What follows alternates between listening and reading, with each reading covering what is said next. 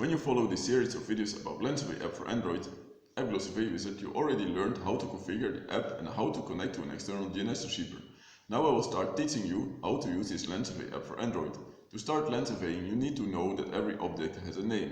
So when you map an object, you want to give it a name that you and other people that use your mapping files will recognize.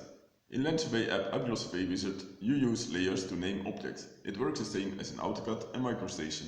For the layers and names, one screen in this Lens Survey app for Android is very important. It is a layer manager screen.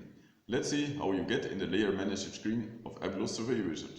We are on the mapping screen now, and if you want to go to the layer manager, we click on the layer manager icon, which is next to the layer selector. So that is how you get to the layer manager screen. There is a lot to see on the screen. On the top right you see the layer menu. The most left menu item is the add layer button. Right of this there is the delete layer button, and right of the delete button there is the export layer button. And the last menu item is the import layers button. Then on the top left side there is a title of the screen, so you know where you are. On the right of the title there are two buttons. The top one is the OK button. Below the OK button there is the cancel button. And then there is the table with 6 columns.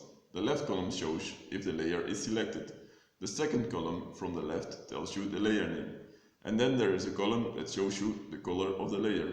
The fourth column tells you the line weight of the layer. And the fifth column shows you the line type of the layers. The line weight and line type are used in the DXF output.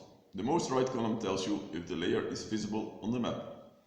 That is the whole layer manager screen explained. In coming videos on this channel I will explain you how to use it. So make sure you subscribe to this channel. You will be notified when we launch a new video on Lens Survey app for Android, Apglos Survey Wizard. But you can already see how you can map a straight line in Apglos Survey Wizard.